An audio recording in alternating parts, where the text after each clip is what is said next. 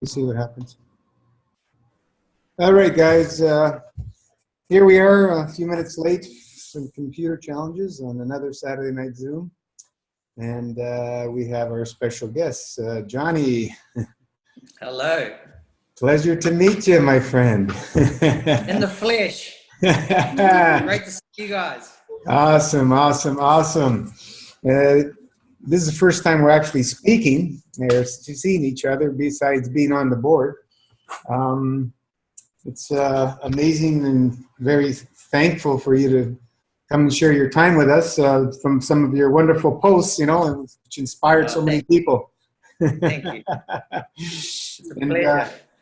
You know, it's amazing just watching people go through the experience. Everybody has a unique experience, but it's always beautiful, even though it doesn't seem like it sometimes.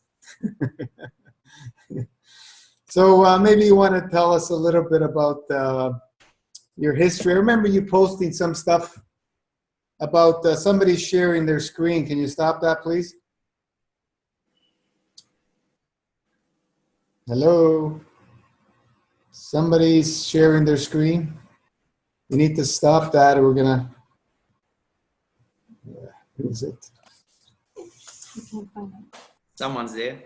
Yeah, I'm trying to figure out how to find out who it is.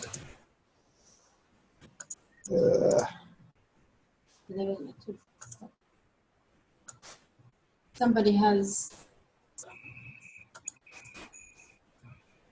Somebody sharing their screen. You got Google on their page. Please stop sharing your screen.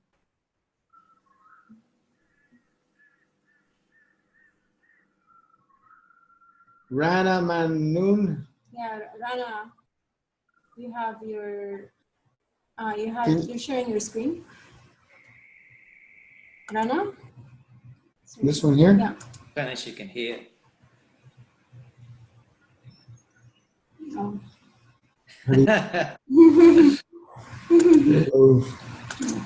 We'll just embrace for it. Oh, here we go. No, I had to get rid of it. If they're not listening, they got to go. So sorry about that, guys.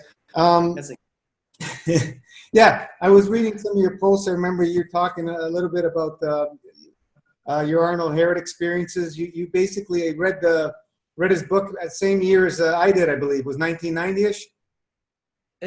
Yeah, it was.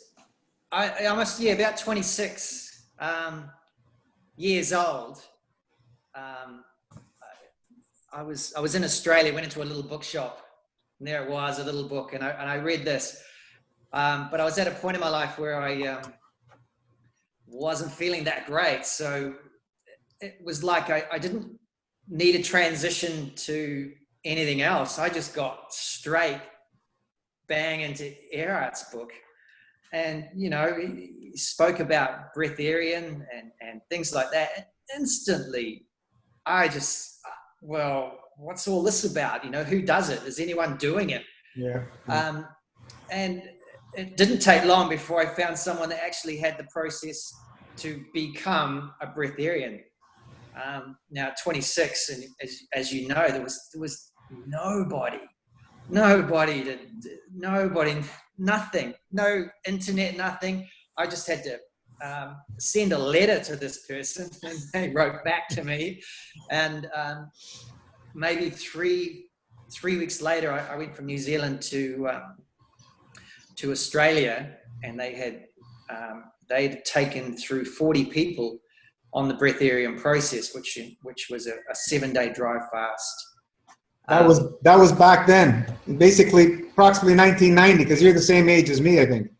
Yeah, I'm 52 now. Yeah, so I did that way back then, and I did 28 days.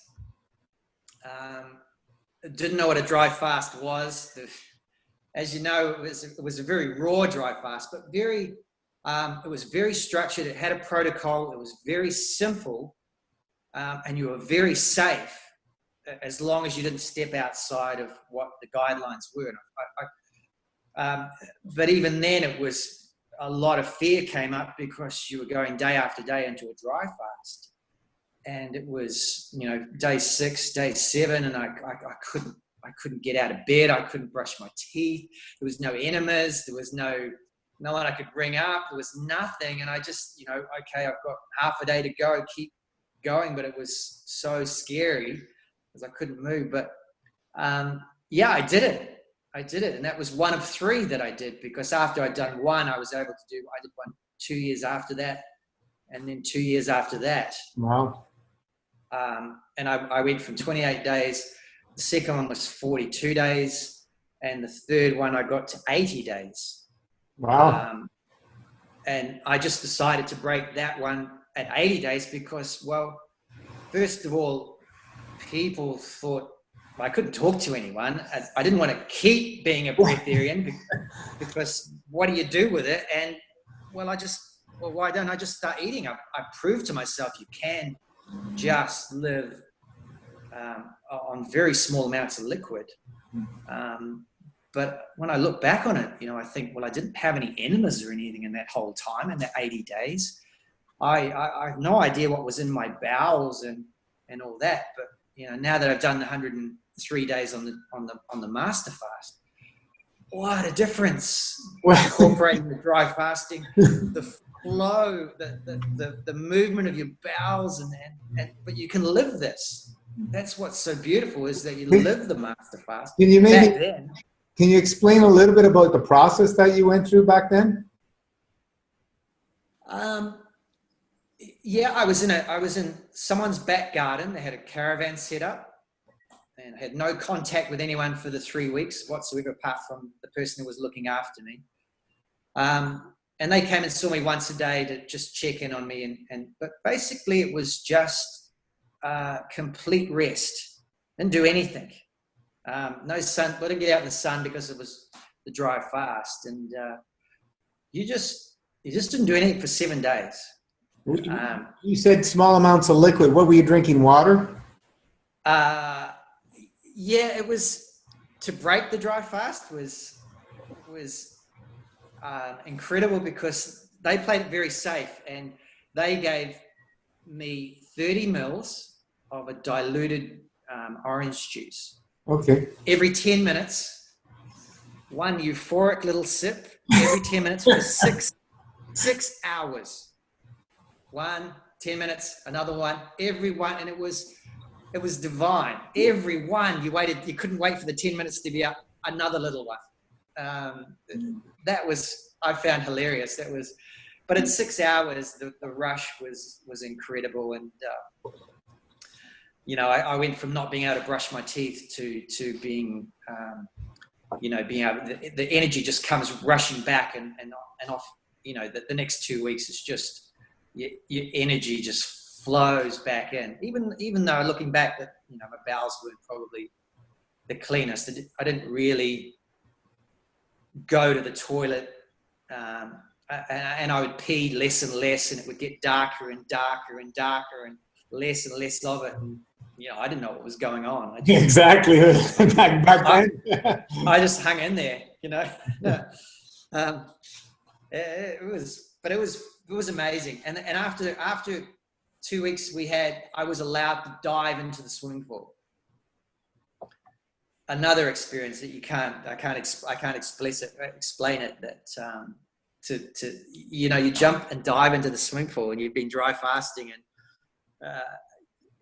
awesome. Complete oneness with the water. Just I know what you're talking about, because when I was in Italy doing my first long dry, I ended up jumping in the cold water in the winter in the sea. It was winter there, and it was, I think it was approximately day 7 or 8. I don't remember exactly. What a bliss! Oh man, there's no words. What a bonus! You're doing this crazy, unheard of, and your life's been quite normal up to this point. You're just a normal, average person. And you dive into a swimming pool and your life's changed. Yeah, I know what you mean. and then I spend the next 26 years not being able to, I let it all go. I learned so much about, and I've learned things from there, and I've had a very blessed 26 years from that. But I never understood why I knew this information and experience that I had. Couldn't share it with anyone. They thought you were crazy. Until now.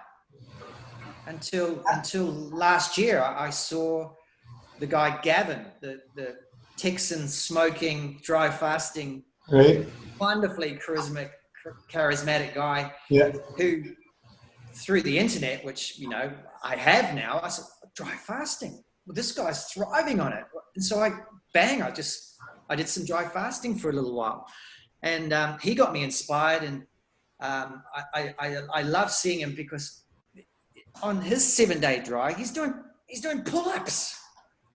I'm on mine. I'm in my bed, just lying there doing nothing. I couldn't even toothbrush my teeth, and so I saw how much more potential there was for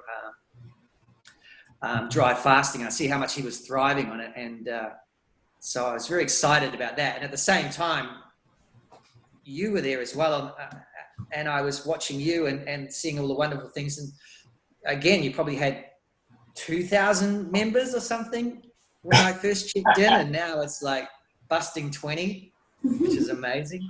Yeah. And, you've been on the page a while, right? Yeah. I was captivated by the dry fasting. I didn't want to start smoking cigarettes or cigars like he was, but because I started surfing and I was dry fasting, and then I couldn't help it. Hey, I'm surfing and I'm dry fasting. What do you guys, I just couldn't help but share that part of it. But then he just kind of disappeared. He got taken down off the internet or something, and that was that. And then the next thing, wow, great. So what's Gino up to? And it took me a while to I don't know what clicked with me, but when I saw everything that I've done in my life, and I've done the juice fasting, I've done what so many people have done when they try and improve their health, and you cover a lot of bases, but they've always been fragmented. You'd always do a juice fast by itself. You would do a dry fast by itself. And it wasn't until I saw that the whole system that you have, that was it. It made sense. You brought it all together. That's something you can actually live, because you can't just do a dry fast and not incorporate everything else. It doesn't work. But now I've done my 103 days. I'm so excited because I'm living it now. Yeah, I dry fast every day. I've got my daily, weekly one set out. My every month the 3 days, and I'm just feeling so good. So because I'm living it. You can't live all these things in pieces, and that's where everyone falls down. I'm raw, and as you know, you're raw for years and years. But without all the other pieces, it doesn't lift you high. It doesn't keep it flowing. And this is endless when you do the dry fasting. We see so many other systems or whatever. They come to plateaus. It's like myself, doing all the individual stuff. You really need to live it as a lifestyle and incorporate all the different aspects, and just keep going, and feel it out. When did you actually? Let me reword it. What was the time when you started after your initial introduction to hair? Were you still eating clean and so on and so forth, or did you go off of that completely before you decide to incorporate fasting again? Did you stay with fasting in your life throughout the years? No. No? No. You just let it go. Nothing. So what was your diet like before Master Fast? Yeah, that's the best part, because I was 8 years old when I got to New Zealand, and it's very dairy orientated. And I used to race my brother home from school, and we have Wheat Bix. I don't know if you have Wheat Bix where you are, and you pour. It's very dry, but you pour a pint of milk on it, sugar, and you can have it slushy, whatever. And we had to run home from the school bus, and he would be racing home, and he because we had so much fiber and milk, and he'd go to the toilet, and then he'd call me over. It was just kid stuff, but he'd block the toilet daily without milk, eating dairy, cheese, and that, obviously the more you eat, we know that, I ended up with all the ear infections and constantly colds. And again, up to that 26-year period, it was a point where, well, I'm always sort of got something on. I'm feeling quite sick. And I thought, well, I started to look around and I thought, well, what does it take to be healthy? And I looked around, well, sports people are pretty healthy. I'll start running. So I went out and I trained to do a marathon. And the more I started running, the more sicker I got, because I was still, Wow. dairy and bread and stuff like that. Yeah. That I did the marathon, but the last K I couldn't run, and they carried me across the line. And I thought, well, that's not the way to go. So I, from then on, when I got hold of that Earhart book, that was the big change for me. But it was, nothing special. And then after that, I just knew, and I dropped all the dairy. And it's been a good run for the last 26 years because I've just eaten simpler and stuff like that.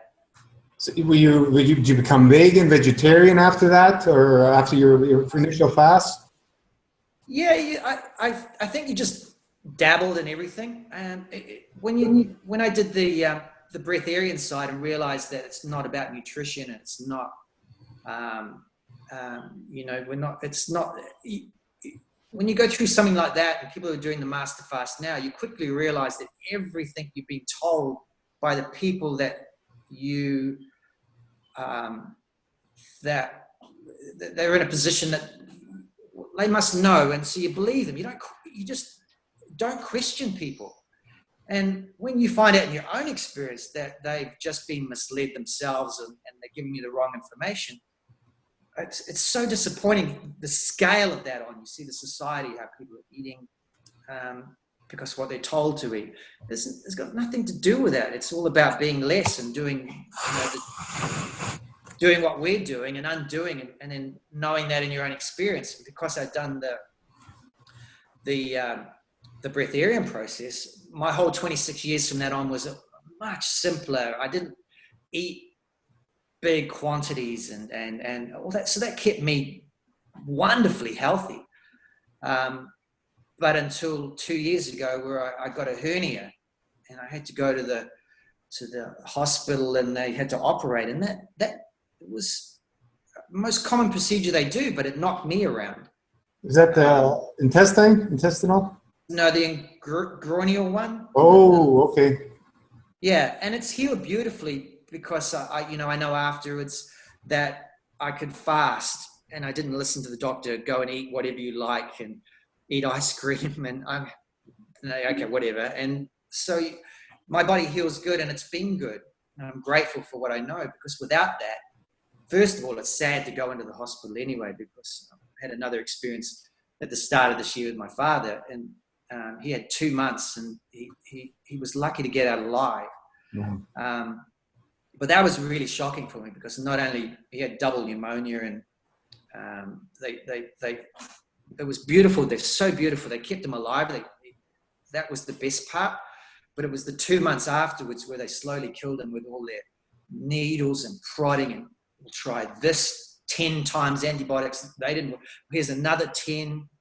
And because my dad knows a bit about fasting, what saved him, the 2 months in hospital, even though he wasted away, he fasted enough to be able to keep alive. And I went over there and we got him out. And he's picked up since then. And it's such a hard thing to see. These people, the doctors are so wonderful. They've just been misled. They're still doing the best they can. But from our point of view, we could see that it was killing my dad. It was so horrible. So it was a blessing to be able to get him out and just feel sorry for the people that they wheeled out in a coffin, and that was horrible. Mm-hmm. Not everyone makes it. And that's the system we have. That's the fallback system. That's where most people go, and it's the saddest system we've got. Yeah, it's sad. That's what people are taught. You know, you don't feel good, go to your doctor. So we need to educate ourselves. Yeah. Yeah, the self-knowledge that you gain from this, I mean, people on 10 days, 40 days, I admire anyone that it can even, that's even, you know, on the page, because I know millions, even now when I'm talking to all my people at work, and you're on a juice fast? What's a juice fast? And it's just everywhere. Everyone's level of, and you just speak to them on that level and try and, you know, I've inspired a few people to do some fasting as well. It's wonderful when that happens. And, but yeah, the brainwashing out there is so, they keep it so tight, you know, the doctors, and you got to listen to them and their diagnosis and all that. And it's just, my dad had double pneumonia, and they were prescribing, eat whatever you like, as much as you like. It's terminal. You're not going to be here forever. Just go for it. Wow. That's from a professional person that you know that's meant to be saving my father's life and is speeding up his death sentence, so to speak. But yeah, numb you out so you don't feel much. yeah, it's sad. Okay, so basically, you know, you've been eating pretty clean after your experience through the fasting, and then you come along and you find the Master Fast page, and you decide to jump in. Jump in. That's me. And Maria, my wife, beautiful. She said 40 days. Oh, she did 40 as well. No, 10. Okay, well. 10, and she just tapped me on the shoulder, and that's it for me. Okay. And I was, yeah, that was I said, yeah, I'm going for 40. I'll do 40. And she kept, you know, asking, am I still going for 40? And then I'd get to 40, and then I knew I was going to go for the 108. So well, I'll just give it another 9 and another 9 and another 9. And she has been so wonderful. It's so good when you have a partner that, thankfully, she's experienced the 10 days, because not only did that 10 days change her, of course, her eating after that 10 days was just after 10 days. Her evening meals, salads were so simple, attentive, no emotion. And I thought, well, if I could even be this good after my 108, I'd be happy with what you're doing after 10. And she's watched and supported me through the whole over 3 months of not eating. And I really appreciate it, because it's such a challenge for somebody, because your whole life is, well, almost put on hold, because you don't do your normal socializing and everything that you normally do. And you don't realize how sort of withdrawn you are, because you just not, now I've broken the fast, I feel I'm a different person.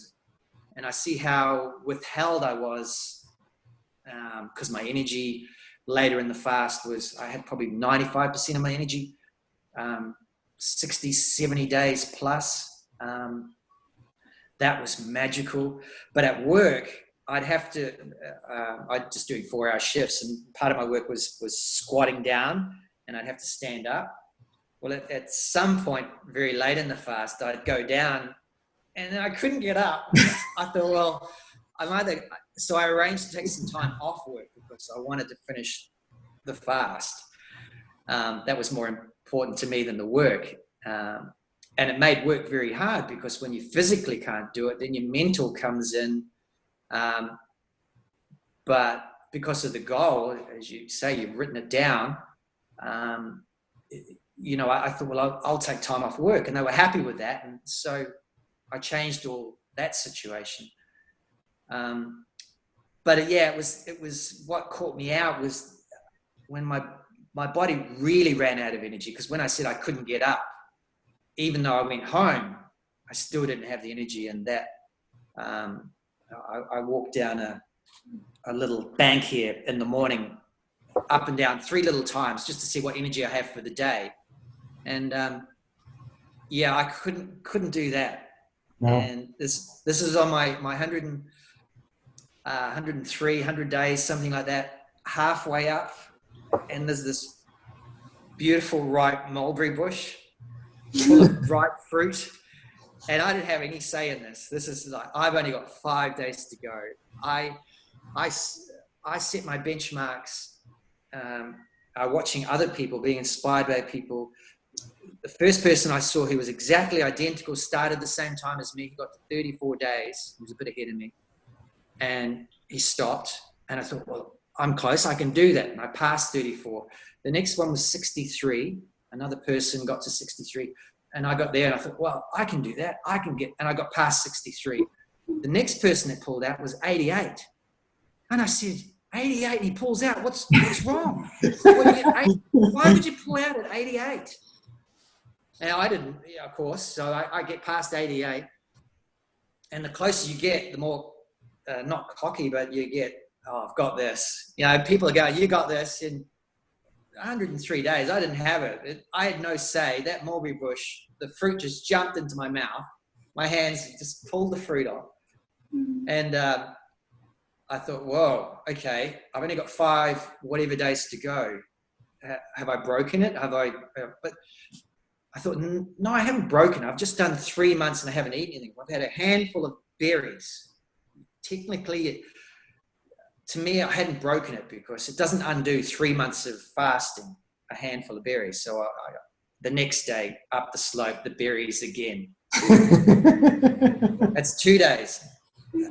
And then you sort of think, and then I had, Mari offered me one date. Yeah, okay, I'll have it. Of course, one date, that was it, the floodgates. I couldn't say no. My body was so needed what it needed. And that was it. And I had to be honest, and I had to, I think, I thought, well, I'll just get back into the protocol within the boundaries and I'll be safe and I can carry on. I couldn't do it. I thought, well, I'll just do an extended dry fast. That'll correct things and I'll be able to carry on. But the thought, the emotion, that was it. So I realized, yeah, okay, I can't. And that was the day I finished it. But with 5 days to go, that was hilarious. I couldn't believe it. So during the fast, what other experiences were you shedding some strange things? Were you, well, emotions? I think the blessed, when I was 26 and before the second breath area attempt where I did 42 days, I bought a Colonima board. You know, the board where we sit on, and I was in Croatia and I went to a holiday house for 2 weeks by myself, and I had some herbs for the bowels. So I did have this for the second one, and I did the colonic in the morning with all the water, one in the morning, one at night.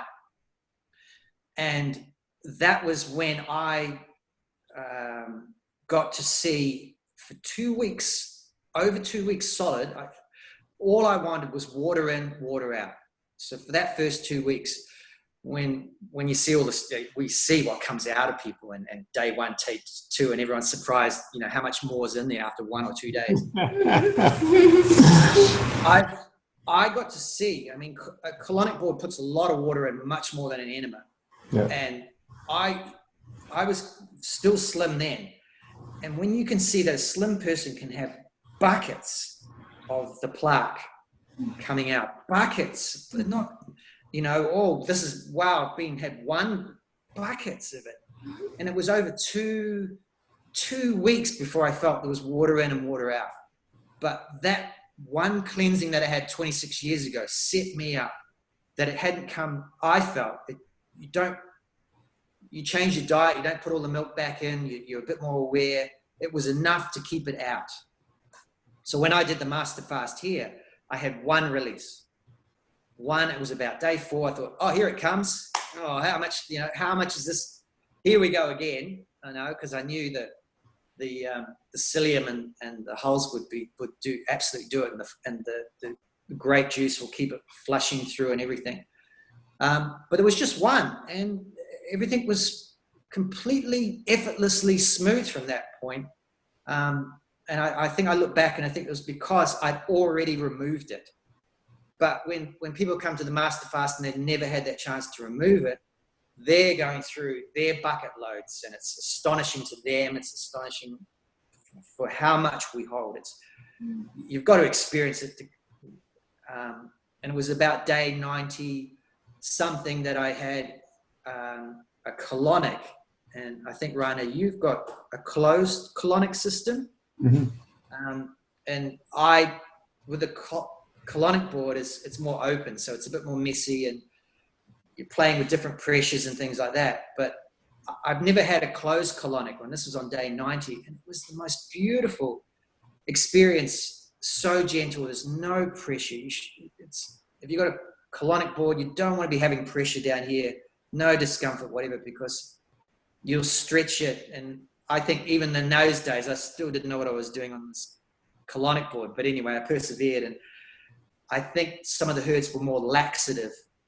So I didn't feel that great after 2 weeks of doing so many colonics. But if you do a closed colonic, you can be as safe as, I think you can have as many as you want, and you'll clear so much out. I think they're beautiful, and I wish I'd been able to do that back then, but I didn't. Because I knew you had enemas on yours, I wasn't that confident with that. But once I gave them a go, I thought, well, they're actually easy, and they're so essential because you need that flow. You need to get the life will bring the situations to make you angry, frustrated, anything that's negative. It's a sign that you're blocking. It's not flowing here. As soon as you have that enema, it'll flow, and the situation will pass. You won't need to get especially in today's modern man. Like, it's not like it was 25 years ago. Even we're way more toxic on every level. And we're way more busy. Everyone's life is so busy. So within a day, you can have 5, 6, 7 dramas go on. Yeah. And, that's how blocked we are now. You can have that much related to how much is blocked in your system here. But, when that's clear, it's like the sunlight here. It's shining.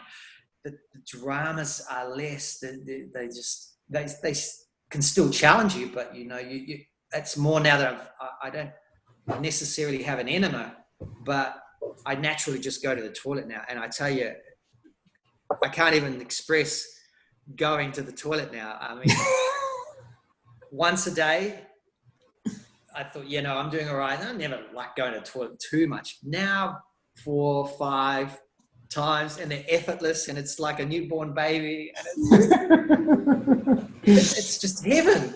That is, you can't.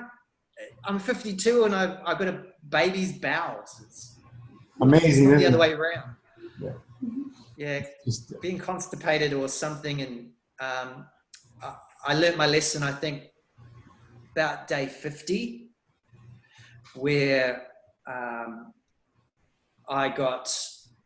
had so much energy. I go surfing. I walk up the lighthouse, and I'd be using all this extra energy because I thought I had it. But I was also doing enemas, and I'm on the 50 days on juice, and I feel sorry for anyone, but anyway, I got a hemorrhoid, which then stopped the enemas, and then I felt like it wasn't working. The emotion got hold, and I felt like I was failing somehow. But what's been so good about the support on the group is, like, if you have a problem and you're open and you look for the answers, or you have a question or something's not working, the answer was right there on the page straight away. You just said, well, every weakness will come up to be healed. Mm-hmm. Well, I thought I was doing something wrong because I've got a hemorrhoid, but you say, no, it's coming up to be healed.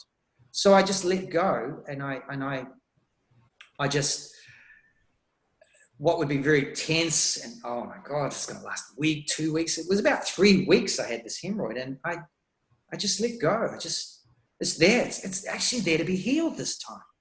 and it's gone. It's completely gone. And now I'm at the other end of 103 days. My bowels are working. Super bowels. Super bowels.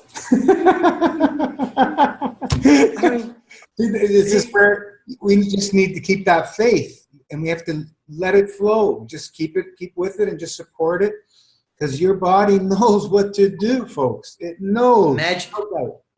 Without really does. And when you the more you experience that trust, it's beautiful, because you do. Yeah, it's what amazes me is how dull down our body's been, but when it's given that chance, it really can rejuvenate more than you'd ever imagine, incredibly. And by just resting your stomach. The stomach is where we pile it all in, and it, now I'm eating, I feel a sensation of it. It's pushing my body out. I'm so happy sitting here because I've actually got a bum to sit on. I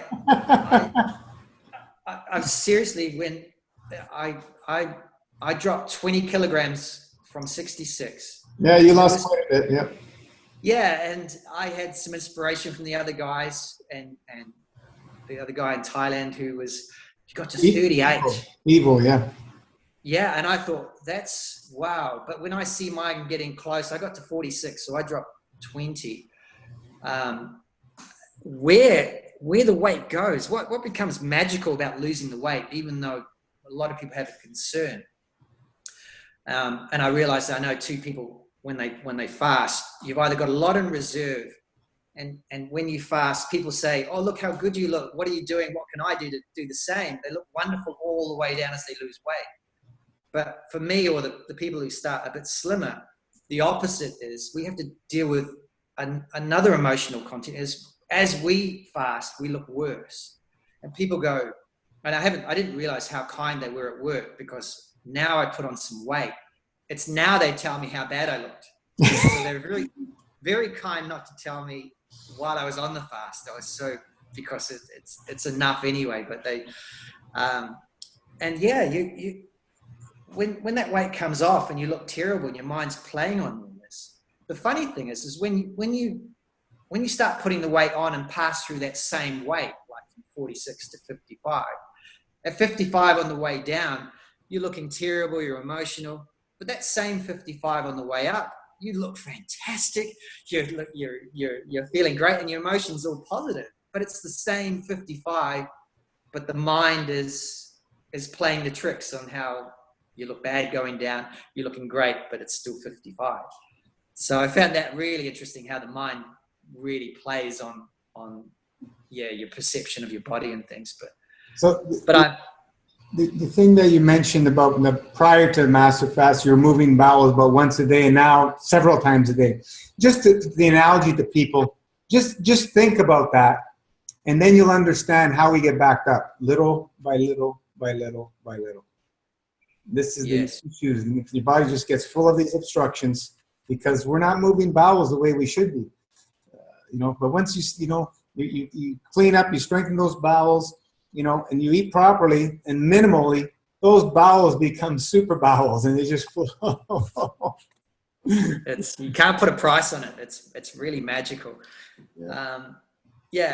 And to have that sensation of trepidation when you are backed up, it is hard work, and you've got to go for the people do all you got to do whatever it takes, laxatives and everything. But once you I feel like you've got to do the distance though. I did 3 months, quarter of a year, resting my stomach. And you can't see what's going on as such, but that rest, you don't realize how deep and how phenomenal, or the potential that once you break the fast, how good it's been. You don't see that. Because you're in the fast, and you're focusing on where your weight's at and keep going through your day. That's your focus. But when that shifts after the fast, I was so happy to have gone so long, because every day you do this rush of, wow, well-being that you've got because of that time you did. You'll get that. You won't get as much on 40. I mean, I did the 3 months, and you know, Scott's doing longer. Amazing how he's healing. You know, if you can do that, I would. Some people need it, right? Some people need the longer times. And, yeah. You know, it goes deeper and deeper. When I remember, like after 2 months, the feeling is different, and then after 3 months, it's even more different. Like it's deeper. Well, I see how it goes deeper, because when after 3 months there's less of you, there was 20 kilograms less of me. So the healing intensifies at the end of the fast, the greatest amount, because all the energy is working on less of you. So it's really working. At the beginning, when you're like out here, it's working on a lot of stuff, and you know, you can't see, but when you become, and it's shed so much, the increase in healing energy is exponential, the deeper and the longer you go. So if you can hang in there, it's profound.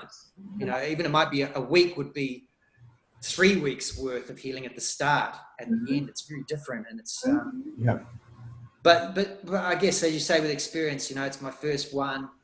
I'm so excited about the integrating now, because I can experiment. But your choice to do the fast, did you have any issues physically or anything, or what's the reason that you decided to do it?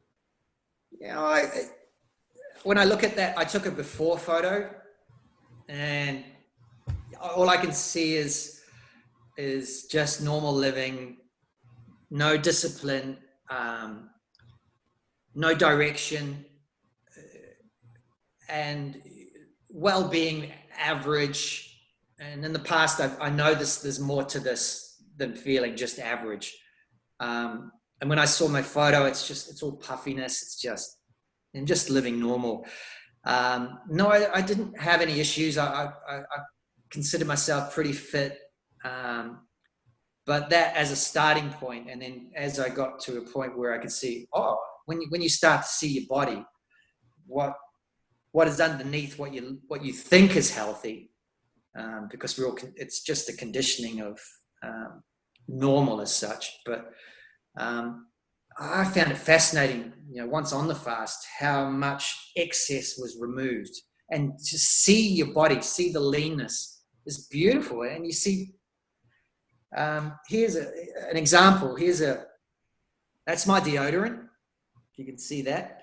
And I was at the point where I lost so much weight that when I did this, the whole hair was so deep.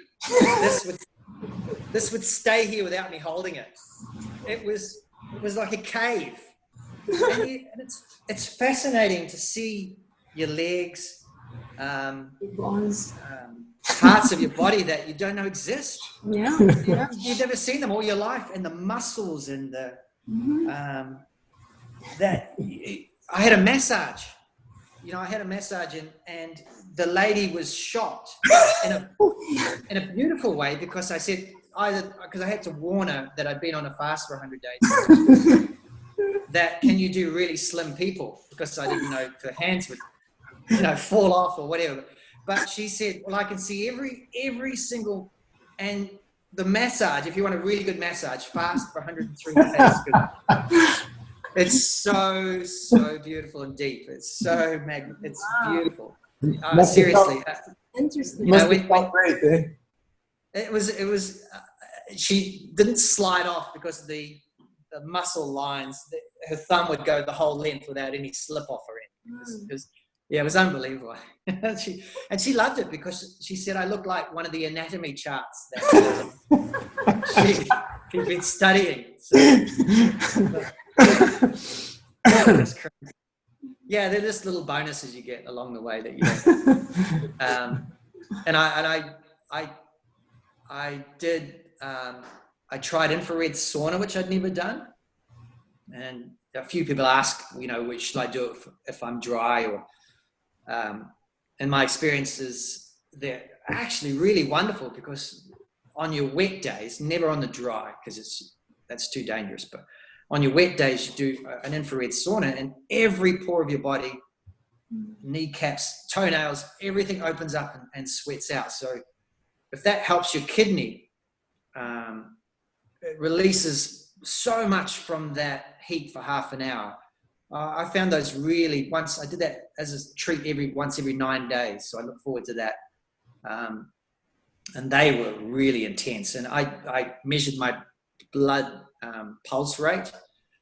And so the later in the fast, it kept going up. And I had to brace myself because it would get up to 167 and pounding away. So I don't, maybe that's high, I don't know, but I'd feel my way through it, not to overdo it. But yeah. That's inside the sauna?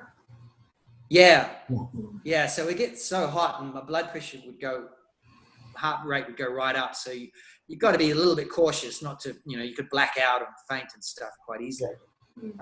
But you feel confident because when your body's nice and clean, opening all those pores and having the massages and the breathing exercises, they all become very beneficial. You enjoy them and you're very safe within those. If you have the the saunas too early on and you still got too much stuff here, you'll mess with that and you might feel it might be yucky, but everything becomes more sweeter and beautiful. Your optimism and creativity, the cleaner this is, your whole life changes without you having to do anything else. You don't have to go and do a course or nothing. You just work on this, rest the stomach, and your whole life just changes. It's beautiful. What was your dry fasting schedule throughout the 3 months? I learned early on, slow and steady. You reminded me enough of that. I saw too many people straight off the bat, too excited. Day one of 108, and I'm on a 3-day dry. I kept everything to the minimum, and I thought, well, when I get to the end, I'm then in a position to experiment a little bit if I needed to. But as I went on, I saw the value in keeping it slow and steady because you need everything you've got at the end to get the best result. So you're going to get not the worst result if you go too fast, because you'll learn from that. That's wonderful. You can give it another go. But one of the biggest things I learned, slow and steady and enjoy the whole process. You've got the rest of your life. You're just taking a break from food for 1, 2, 3 months out of your whole life. And I thought I'm worth that. I'm worth that little amount of time. 3 months. I've been eating 30, 50 years every day, whatever, and you take 3 months out. Exactly. And that 3 months changes your life. And you think, well, you're going to lose out on something if you stop eating. You think your life's going to be worse off, or you can't go see your friends for a week. And my God, when this is clean, your friends become, I don't know, magical when you see them next. They not only enjoy seeing you again, you can, everything just, I don't know. It's hard to explain. It's really, I didn't need to do 108, but the 103 was perfect for me. As long as you get the distance, you learn a lot from that, and that's where all the magic happens. Yeah, once you start getting over that 60, 70, 80, 90, that's when the real deep stuff starts happening. 40 is nice, but it doesn't really open the doors as much as we really need to. Yeah, I agree. You got to find squeeze to get into the door. Once you start getting up in that higher area, then the things start really happening very, very beautifully and deep. And everybody's got their own plan and their faith on how much they need to do. But it's nice to have that goal and do a long one at least once in your life, even if it's not the first, second, third, whatever. It's nice. It's nice to experience.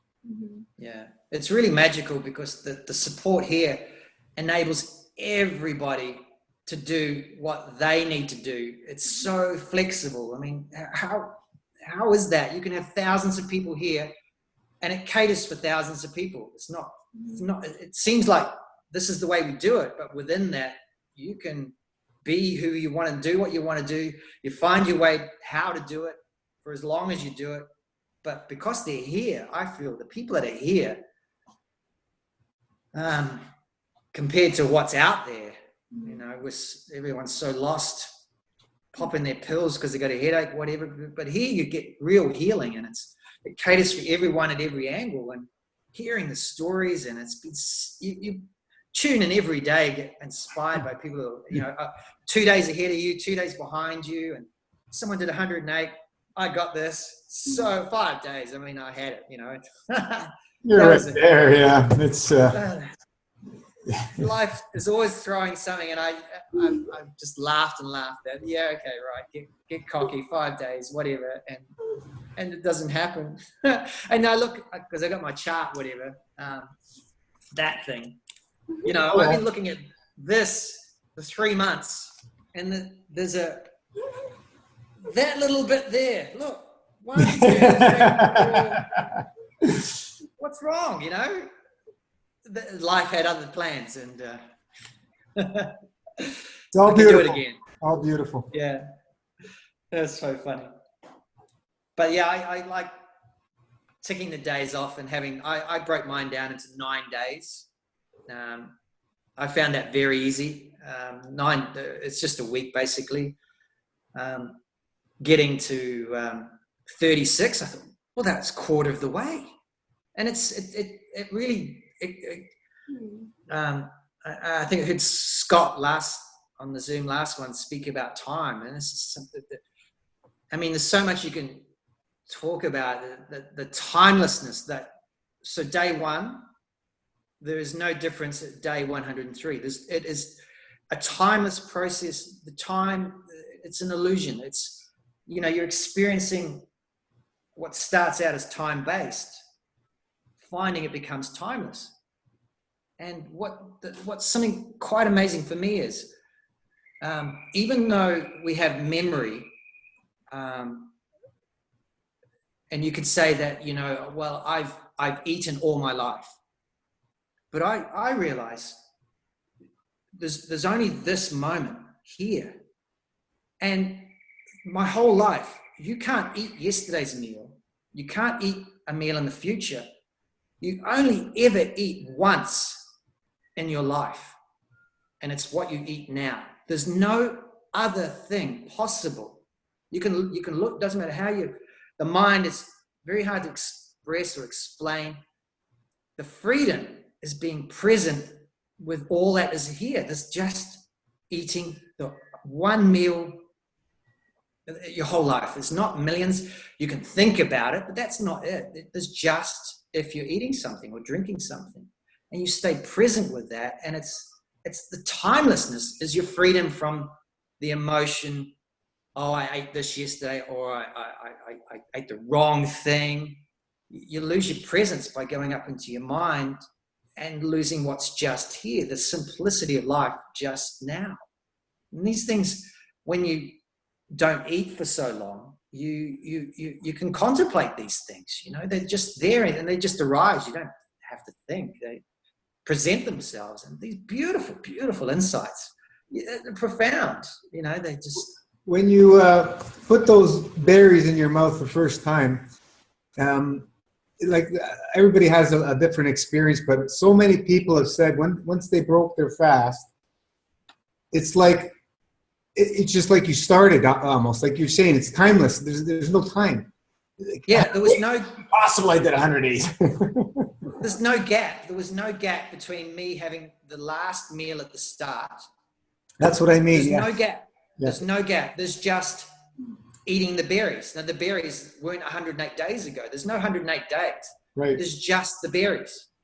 That's reality. That's so present with it. And it was a different sensation when I look back, if I could say that. But the last meal I had at the start of the Master Fast was more of a, well, I better make the most of this. It was more of a gorging. But the berries were more of a gagging. It was because the berries, I couldn't, well, first of all, I found out I hadn't eaten or chewed anything for that. I couldn't chew. My mouth got, that was shocking because I wanted to eat and I got tired. I didn't have the muscles there. I had the same thing. So I was kind of half chewing and half swallowing them because I couldn't chew them properly. And I thought that was hilarious. And it's taken me, it's a couple of weeks now, but definitely eating things, you can't chew properly. You haven't got the strength. So everything comes online pretty quick though, a few weeks. Yeah. Go by and Yeah. So your digestion is all up and running pretty quick? Yeah, everything's perfect. It's lovely to see the nice weight come back on, and you feel good and your energy, and I'm back at work and everything's seeing all that. I'm about 95% plus. It's just legs. They got so slim, but they lost all their energy, and I think it looks like you lose a lot of muscle. You don't. But really, you just see that it's all the stuff of your lifestyle that's on top of everything. Yeah. And that comes down to you're actually as you are when you fasted. But everything on top, like the bodybuilders and all that, you could fast them and they don't lose the muscle if you fasted them. You would see actually how they are at the base, so to speak. It's really interesting seeing that, because when you eat a lot, you look as if you've got a lot, but really underneath, it's just depends on what you've eaten to get you to where you are. And yeah, I see all those bodybuilders, and they'd be just like me if they fasted. It's not really real, but you still have that same strength, even though you don't look muscly. So it's not about looking muscly; it's underneath what's there. It was wonderful on like day 50 to be surfing and doing all those things. I found it phenomenal. You couldn't tell people you just haven't eaten, and I mean, every day at work, have you eaten yet? 100 days. Some of them were clapping when they found out I was eating, and and I did take a photo at the end, and I would have said, yeah, I didn't look good. I mean, I didn't, I didn't look great, but I knew but you're fasting. You're not supposed to. So exactly, I was okay with that, but I didn't realize how bad I was looking from normal to other people. And again, they were very kind not to tell me that while I was fasting, but so I had a great run. 2 weeks have passed since you broke? Yeah, I think, probably just a bit over 2 weeks now. And tomorrow is exciting because now as I start to live this, now I know once you've done it for this long, you know how everything works. It becomes quite natural. For a little reset, not even a reset, because my biggest goal is the dry fasting. And you gave great advice that don't push the dry fasting on the master fast. So I took that on board, and I thought at the end, maybe I thought I'll go out and be a hero and do 6 days and do my 108 and finish with 6 days dry. We're doing some wonderful things at the end, and I didn't have that chance, but I realize now I can experiment with the dry fasting. Mm-hmm. So my goal is to do to go beyond that 7 days. That's very achievable, because when you clean here, the dry fasting is so much, you don't have to suffer, so to speak, with the backlog. It's already gone. So you're working more on the cellular level. You're squeezing your cells when you clean. And the dry fasting is the magic. And it's so you do it for short periods, 7 days. You don't have to go 49 days. It's 7 days dry fasting. It's huge. Yeah. The intensity so now I'm at that point. So now I will do 12 days doing the full master fast, and I'll do the 3 days dry at the end of the month. And then after that period, I'm going to start doing the longer dries. That's where I'll focus. So I'm very, very excited about that part. Already you want to do another 12 days of Master Fast? Yeah, I'm really looking forward to that. That's yeah, because you've only just put in all those extra tools at the end, all the different ways you can integrate it, and I found that really helpful because it's about living what you've just experienced. Because if you can't live this, if it's a one-off experience, you'll gain some beautiful insights, but you'll fall back to old ways, and that's not really the point. You want to live this because it's an ongoing improvement in your life. It'll only make your life better. It's just something. Why wouldn't you? But obviously the pull back to the old ways is so strong. Everything's set up to pull you back. But you've got all these resets. You can just reset and learn and move on. That's what's beautiful about it.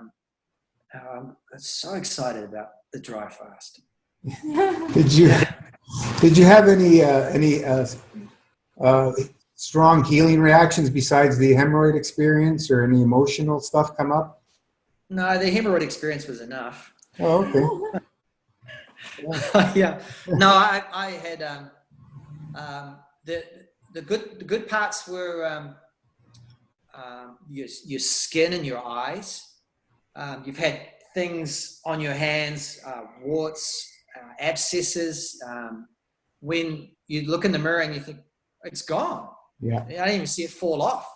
And I had to get a little bit of surgery on one part of my body because of a little abscess. And I woke up one day, it's gone. And it was like, that was $1,500 something to get surgically and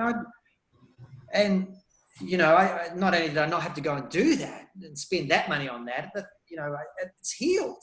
Yeah. You don't just cut it off and you think you've healed it. That's not going to help, but I've healed it from the inside. And when you see those things, it really motivates you to see what's next to happen in it. You just embrace everything as you go, and it's because you could see so many other people's emotion. And the first bit of advice was to have an enema, and then the next post would, wow, thank God that's gone, because they started that flow. And you'd know in your own experience that whatever would be triggering you in a day, there's always something, so to speak. But to be able to move that and you heal that blockage by going to the toilet, of all things, mostly, is great. So you have that control over your health. Because if you don't, and you're constipated and you don't have the access to the enemas, that problem lingers. The other family member gets involved, and then something else comes along and it's overwhelming, and then you're depressed, and and all we need to do is, it's our body that's blocked, and then through that blockage up comes the emotions through that the dirt, so to speak. But when it's clean, all your emotions are quite positive. They come up through the cleanliness of it all. It's so different, and that's what's I think when you experience that, you feel how good it's done, and you know from experience that the cause of all the bad emotions is all the backup, the dirt that we've collected. So you don't need to go to a therapist and all that kind of thing. You just go to the toilet. That's the therapy. Yeah. Bathroom therapy. lift the lid on the toilet, and you're home and hose. Save some money. If everybody knew how simple it was. Yeah, it is. Life is very simple. You see how money's corrupted it all, and they give you all the wrong information, and it takes you years to.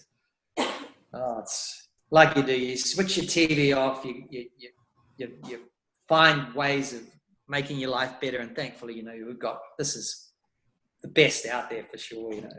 It's nothing like it.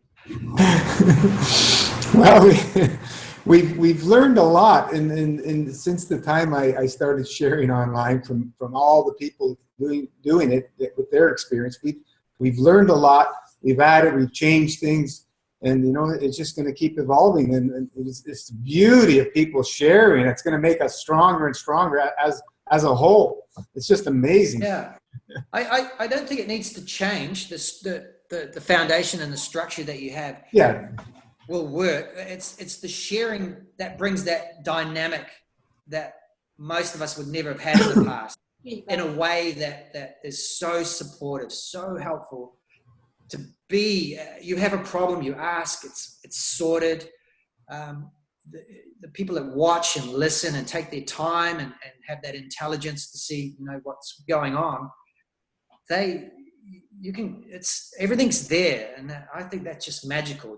You don't need to change the protocol too much. People, no, not the basic protocol, but you know, adapted so that it works for everybody. I'm continuously also involved in educating myself with plasma science, and that's moving along, and that's a whole nother world. But that's what the basis of the energy that's allowing Masterfast to become what it is. It's the intent and the emotion behind it. It's the plasmatic fields, because the physicality is irrelevant. Once you get into this, there's the matter don't matter. Yeah, but that becomes clear, because when as you see, everyone that's new comes and their questions are always in the asking about, should I be taking this? And it's all to do, and you can see that's matter. But once you experience, just jump in and experience. Then you don't have to ask those questions on and going there, because there's so many that have to. But with some little experience, everything's answered in your experience. Yeah. And it must be hard having so many. Yeah, we're instant everything, and the support is amazing, but it gets a little bit washed sometimes by someone who's been there 30 seconds, and you know, they haven't. It's like not everyone wants to just do a little bit of homework, and most people are amazing. And it's lovely hearing people. I've been in the background 3 months. I've gathered everything. I know what I'm doing, and they're at that point. Those people are beautiful, and everyone's at a different stage. But it's to accommodate everybody like that. It's, you know, it's a challenge, but challenging. We do the best we can. And Rana, I almost have to apologize, because it wasn't. I don't believe this. I've just finished my fast, but it wasn't till yesterday I was watching Scott's Zoom, and he mentioned Rana. Now I've got you on my screen, and your profile's with a hat. For the whole 103 days, I had no idea you were you. I thought you were some girl from Texas because you had a hat on. I couldn't see your face properly, and I didn't check out your profile. It wasn't until yesterday, and Scott mentioned Rana. I know a Rana. And I checked it out. Oh my God, you're Rana. You're Gina. Oh my God, I couldn't believe that you're you, and you've been supporting and the whole way through my fast, and I just haven't even known the connection. So thank you so much. Now I know. It's turned out to be amazing family, the support system. And this is what we needed. This is what was missing. One of the missing things in the alternative so-called healing systems out there, the support system. You know, if the mainstream system was true for healing, it would be on board with everything we're doing, be totally supportive, integrated, and it would be an amazing thing. Hospitals wouldn't be the way they were, because we'd have plants everywhere and birds singing, and, you know, be on a beach or whatever. I'm just saying, you know, there's so much that could happen, and we'd probably be eliminating 90% of them. I know. And when you've done, you know, your 108 days, and you realize there's not one doctor, not one person, not one who's been gone through, who's clamoring to ask you, how did you do that? That goes against everything I've been taught. There's nobody, the system is completely shut down. And you're still in this position where you know that this is where healing is. See what it does to someone to try and destroy them through their healing system. Their worlds apart, and it's so sad. But that's the biggest. And I guess, yeah, we do our part here and we go out to the world and we shine a little bit. But yeah, the mainstream, it's a juggernaut, you know. Yeah, like, you know, I've been on the internet since, what year was it? 99, I think, I believe, which was Like not much. And the raw food, the first raw food page, there was like two, when I remember in the year 2000, when I decided to go 2 pages of raw food on the whole internet. And I just watched that grow. But, you know, now, you know, it's amazing. There's a lot of, you know, misinformation, but it's easy to sort through once you're awakened a bit. But it's beautiful the way we can connect. You know, I was looking for support out there and all these different Facebook pages and everything. It just wasn't happening anywhere. And I was on them for years, so many different pages, and so it just wasn't there. What we've put together with Masterfast is just amazing. And I like the way it's happening. You know, this family oriented, it's getting stronger and stronger. We have our ups and downs. We're family, you know, and that's all beautiful. Yeah. It's beautiful because this is so many people in the other types of systems. They're fearful of sharing the so-called bad, the ugly. We want it all. Otherwise, we can't grow. We want it all. There is no, you know, there's no other site where you see everyone's. That's so intimate, but it's. You know, you see, it's beautiful to see that because you're right. No one ever talks about what comes out our rear end. And it's just when people see that comes out of people, they quickly see that this isn't health. What is it? And they, when it comes out of them, wow. The other thing, when somebody's having a really strange healing reaction, they might PM me because they don't want to post it on the board. I'm going, no, we want you to post it on the board. This is how everybody learns. You know, some people are shocked by that because they think, oh, I want it in the background. No. We want it out. We want to know. We want everybody to know. It doesn't matter what it is. It's tough, though. It can be very tough for some people too, because when they fall off a little bit, they really feel guilty and they don't want to share and they don't want to maybe, you know, they feel guilty, you know, yeah. Oh, I think there's probably people out there now with all this technology and you can zoom out and zoom in. There'll be people magnifying glasses looking at, you know, they're dissecting everything. When I did those colonics, it was so shocking for me to see what came out that, you know, I didn't realize I was shocking my brother and his wife when I asked them to come and have a look at this. And I look back and I think, oh my God, what was I doing? And what was so traumatic for me, even though I'd done this for 2 weeks, I had to take this bright yellow colonic board and I had a 12-hour train trip from Italy to Croatia. And I thought, well, I'll just carry on doing the colonics when I get to Italy. But I didn't realize that, you know, I had this big yellow thing and I had to cross these borders. And every time I crossed the border with this colonic board, I would get asked, what is this? And, you know, it was quite traumatic for me because I got to Venice and I was late for the train. And I'm running through, excuse me, bang, bang. And I get to the train and there was a queue to get on and he was closing the doors. And I've got this big, bright yellow colonic board and I'd stack it up in the thing and every bump it would fall off on the people. And when I got, I traveled with this for 20 hours on a train. And when I got to my destination, I was so distraught. There was a big skip out the front. I threw it away. I was traumatized. I just traveled across this country with this colonic board and people thought it was a warship or something. I didn't know what. I was dedicated, I guess, but it was the funniest moment. So funny. Maybe it was a different color. It might have been okay, but it was. Can't explain that to Croatian guards on a train with your passport, colonic board.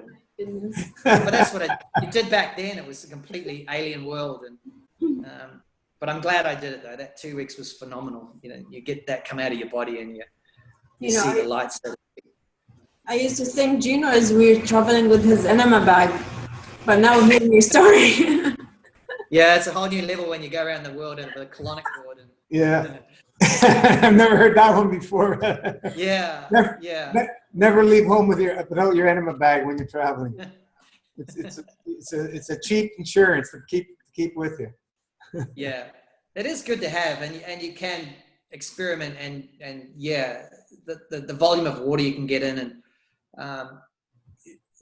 yeah, nothing can prepare you to see what 28 years of eating has done to you. What's in there? That's just 28 years, and you know, yeah, as you say, it backs up, and it becomes buckets.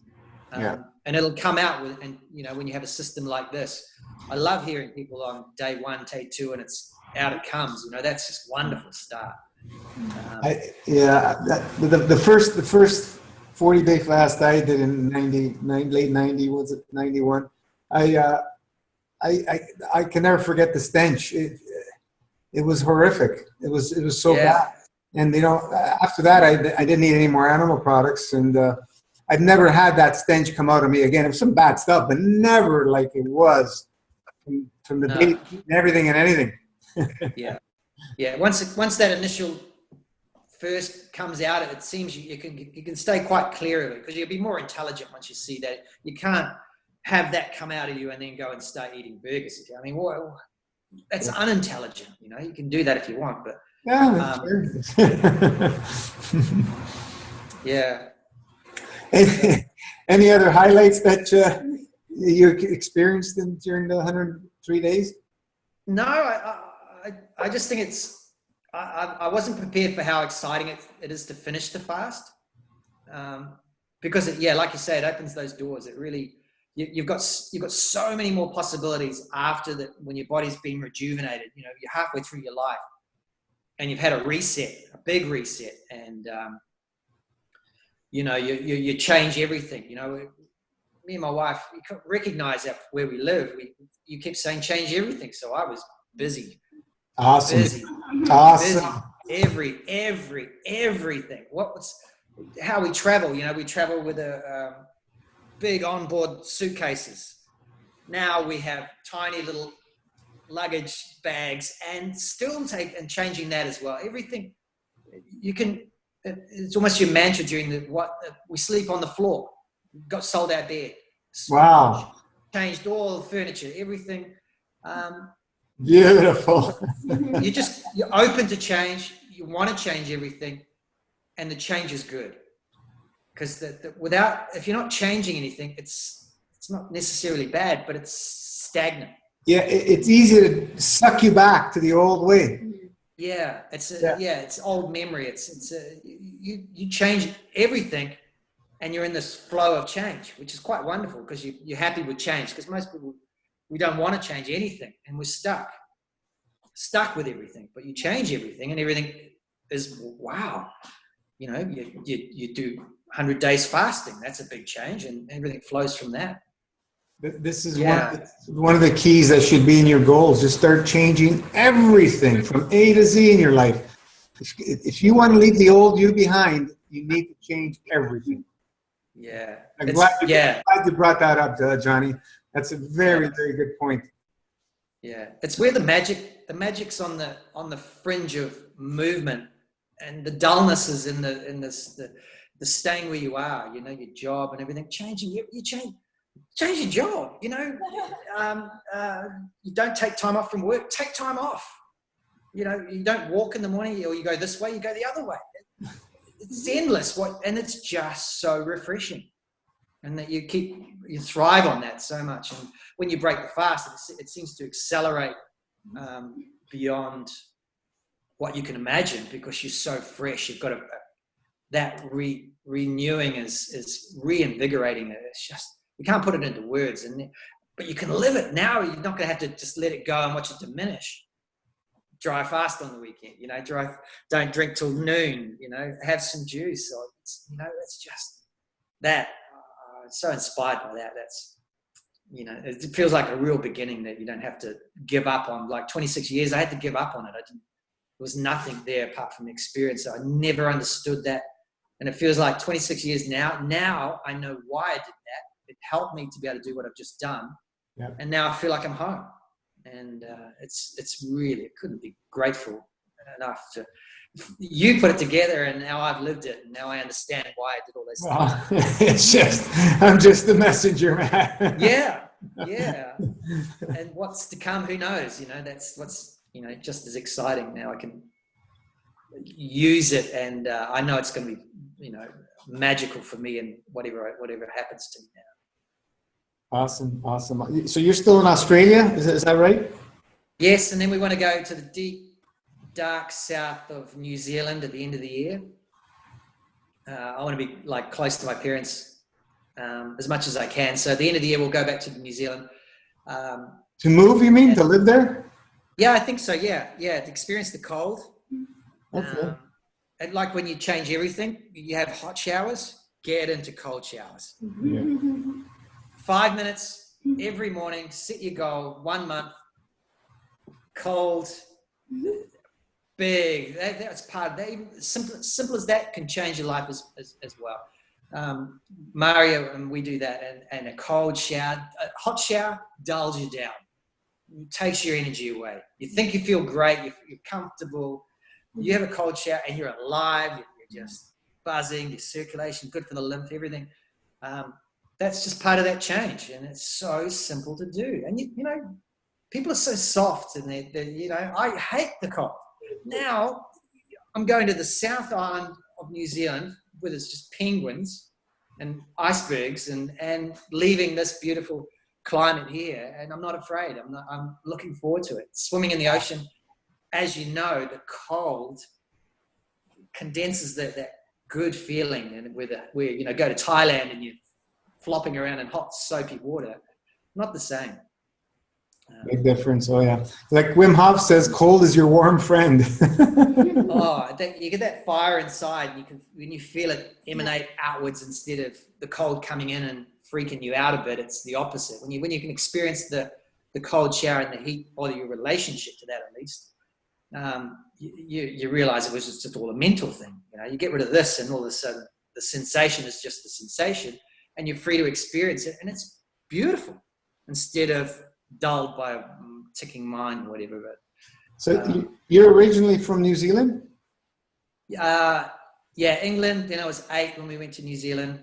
Oh, okay. That's when we pile all the dairy on. All the New Zealanders love their dairy. And then we've been here in Australia for 8 years, and then we're going to go back. And New Zealand's wonderful, beautiful, beautiful place. It looks awesome on the internet, pictures and stuff. It looks amazing.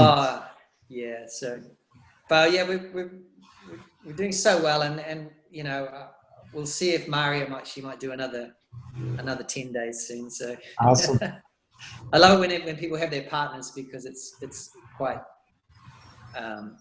it's challenging when you're single, but with your partner it can be good, but it's really helpful.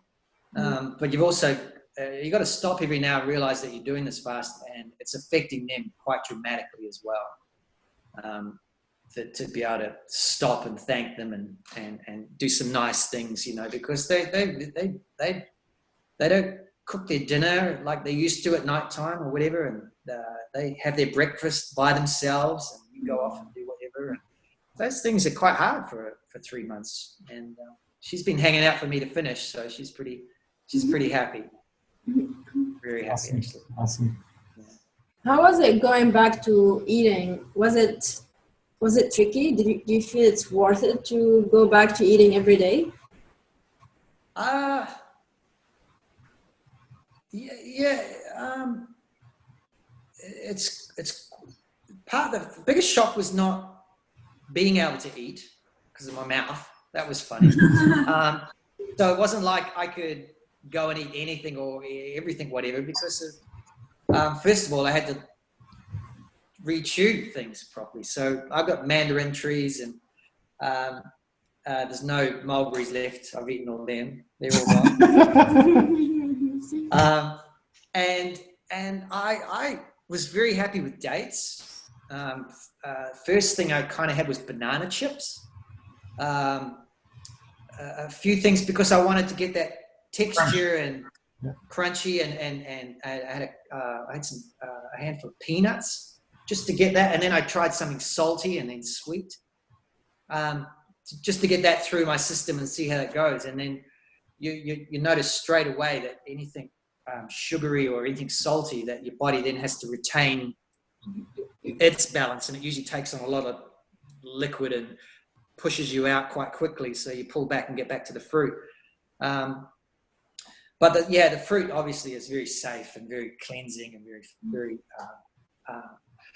but in saying that, when your bowels are moving exponentially, it feels like you're bulletproof. So I'm cautious now, just to come back to more fruit, reset with 12 days, and keep that flow going without, the bad habits, there's still old things you want to try, but I don't have oh my God, I should be this or anything. That some of the people that shared on this post were so beautiful. Vanessa Cook, when that woman so beautifully showed us, when you push things too far, the consequences of taking turpentine on a plane because you didn't want to leave it behind because it was a waste, so you drank it. Laura, yeah. Was it Laura? Yeah. Yeah, Laura, sorry. You take so much from those people that show you in a beautiful way that the consequences of what maybe would happen if you do these things. So you keep coming back to what you know and is safe, because I felt so, how she must have gone through that. It must have been hell being on a plane you couldn't escape, and you've taken too much turpentine, which anyone knows is so powerful. It's as you say, it's round 2 when you start eating. Yeah. But that comes, I think, it feels new to me, and it's experience. And that pendulum of 3 months has gone way out. I've started eating, it's swung back, and now I'm doing 12 days to pull it back a little bit, and I'll find out where it all settles. And we keep that going. With experience. Keep it in balance. You need that experience. I'm not perfect, and there's nothing. I'm not doing anything wrong. There's no beating myself. You can't fail at this.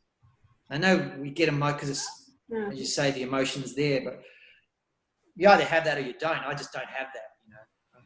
I eat a punnet of dates, and if it feels good and it comes out the other end, that's a good story. But if I dip the dates in chocolate, it's not and they still come out, it's still a good story. I've been eating dates the last couple of days. Amazing dates. They feel right, yeah.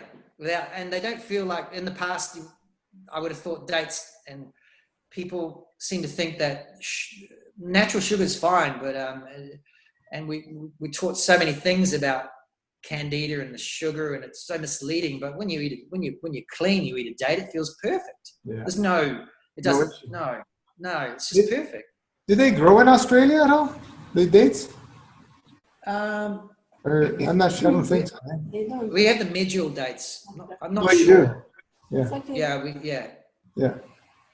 Beautiful, and you soak them, and they're even more juicy. But don't buy too big a punnet, because you'll eat them all. Yeah. But anyway, I need to put some weight on. To be able to sit here for as long as I have, you couldn't, without a bum, you can't sit. I know, I went through that. How much weight did you gain now in 2 weeks? You said 10 kilos? Yeah, 10.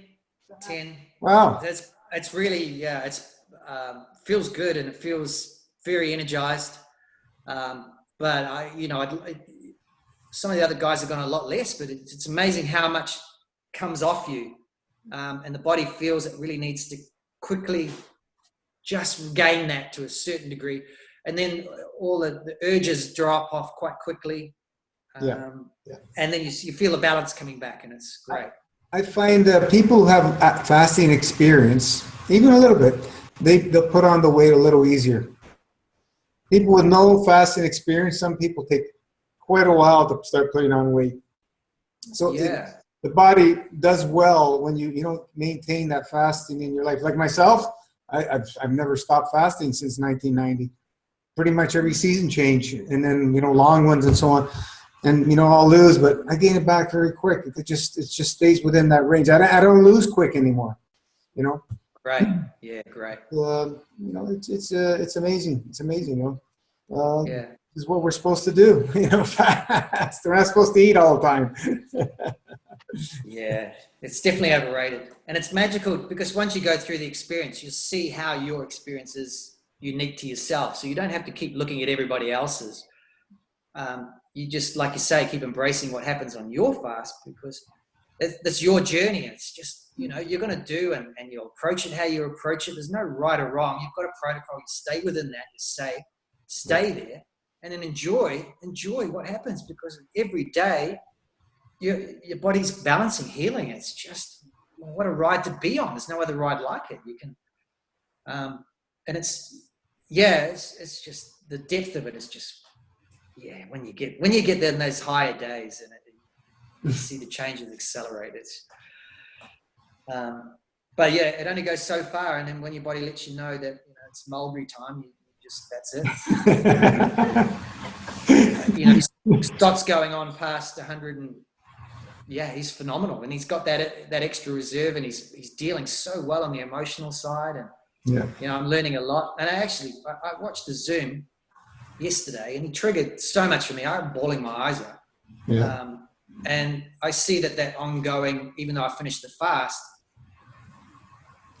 you're in the process of change and the emotion is coming up and it's like the triggers are still there. And so crying just happens. There's no story with it. It's just the crying. So, and then you feel better. So it's kind of like, not the same as going to the toilet, but the release is coming out through your face and your expressions. And you see that ongoing and then you embrace that and think, well, this is wonderful. I'm just crying. Bring on something else that might make me cry because they're things we tend to hold on to and it's all part of embracing and letting go of that. And it helps, it doesn't stop, which is wonderful because you just, you want to be on this journey. Otherwise you don't want to end up in the hospital and what a way to go. Yeah. It's all part of the process. It's all beautiful. Yeah. So good. Yeah, I love how you said you can't fail at this. Because many of us, when we fall a little bit, and I guess maybe because you have experience with fasting and eating cleaner and stuff like that, but I think some people coming from a standard diet, when we fall, we feel guilty and we feel like it's over. Everything is, the 108 days are gone now, because I have screwed up or whatever, I have fallen, I have eaten food that I know is not optimal. And then they keep doing it because they feel guilty, right? And it gets worse and worse. It seems to me that our life flows through us from the inside out. And so if when we get all this back up inside, we don't know we're doing it. It's not personal, but the approach is more neat. The more backed up you are, the more negative. Like maybe say you're obese and you ask the person, have you have any ailments? Or you watch them on TV on these Biggest Loser programs, whatever, and they've got this giant list of things that aren't working, and they're all negative, and they'll see their life negative. They're not doing it personally. They don't have any say, but it's coming through them. And then you watch this program where they lose and they shed all this the dirt inside without anything changing. All of a sudden they speak differently. They're more optimistic and positive because it's not flowing through the dirt. So when I hear all the posts on Masterfast and they're there and they've screwed up and they've done something, and I said, well, you are on the Masterfast, and how millions aren't? How can you screw up when you're actually on something where millions are going to hospitals and operations, and you're in such a beautiful space. There's no space to screw up on. You're doing it. This is incredible. And they don't see that because it's coming through what they haven't cleared out yet. But when they finish their fast, they've got this, not always, but this optimism because it's coming through a cleanliness that it's just done for them because they've stuck to the protocol, and it's clean here. It's sunshine. There's everything's and a big thing for me is when it was cloudy on cloudy days, I would feel the moodiness of a cloudy day. Now on a cloudy day is a sunshine day for me. And I notice so dramatically, and I think, well, it's just coming through this cleanness. So the day doesn't have to even affect me whether it's cloudy. So that's just give you an idea of you just optimism shines through a lot more through that. Oh, yeah. Through that work. Awesome. Which is wonderful. Yeah. Does anybody have any questions? If anybody wants to ask any questions, Johnny, here we are. Yeah, I have a question, Gino. Yeah. Let's go. Hey, Johnny, how's it going, man? Great. Well, first off, I just wanted to let you know, I don't know if I've communicated this to you or not before, but I think I was on around day 80, late 80s, early 90s in my fast. And, it's kind of funny how you start following people, like you were saying, you're like watching different people, and you kind of, to me, I kind of had like these little attachments to people, and then they would fall off, and it'd be like, oh, well, they're no longer my fasting buddy.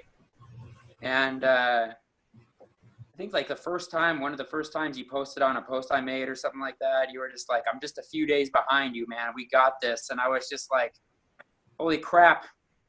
So that just really renewed my spirits. I just can't even tell you. So I'm really thankful for that. I mean, that was really just amazing. So, but I wanted to ask too, have you struggled with like issues with anger or like depression earlier on in your life or currently, or are you kind of always just this upbeat? Yeah, once in my life, I would consider that I got depressed. I had some debt. I was in Italy, no job, 10 months. And I had a fight with my brother. And I had to sleep in the train station for a night. And I thought, well, I'll get a gun in the morning and I'll end it. That was my lowest point. Call it depression. But yeah, I'm apart from that, I'm generally pretty optimistic about most things. I don't see the point in being negative. It's just, what's the point? Yeah, and anger, it's there, but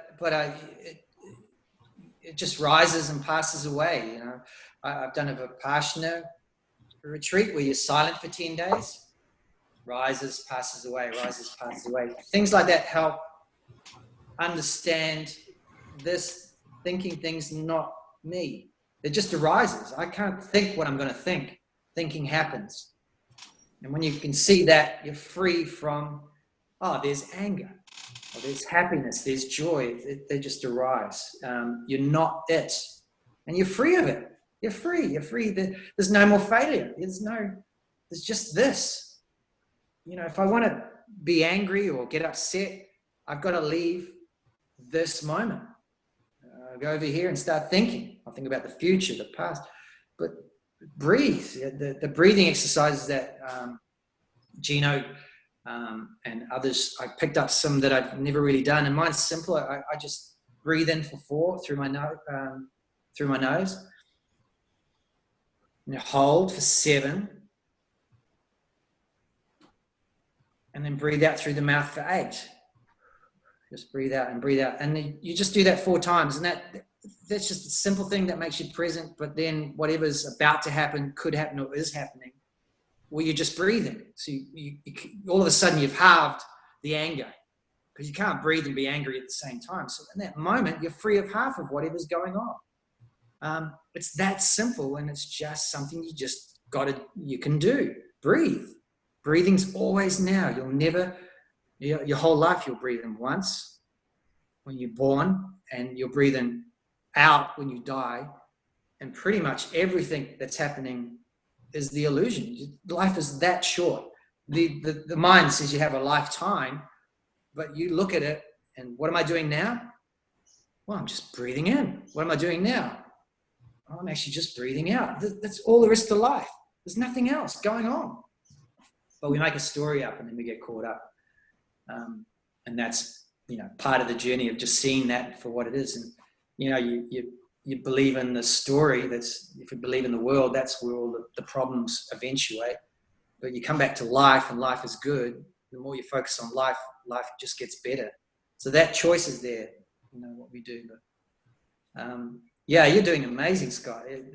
I had a thought that if what you just been through, if I just seen Zoom a little bit earlier, I could have refocused and let those mulberries go. But anyway, they got me. I'm going to chop the tree down.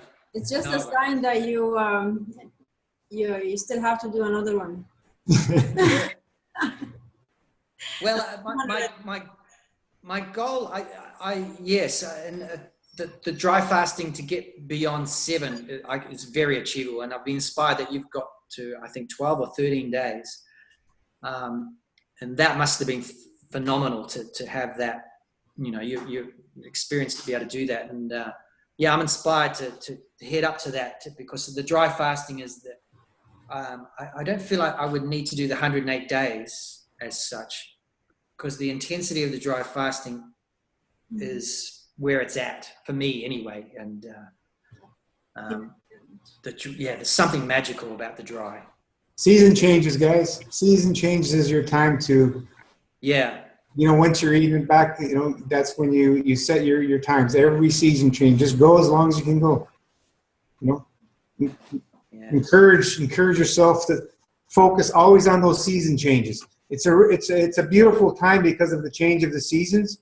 Something happens in those times, and I've been doing those fasts all the time on the season changes since '90, and it was a great reset all the time. Not the dry fast, but fasting in general. But now in the last over 3 years, it's been dry fast every season change, like clockwork. Just go as long as you can. And not only that, when you break your fast, you've got, which I didn't have in the old days, was the juice and the baking soda and a little apple cider.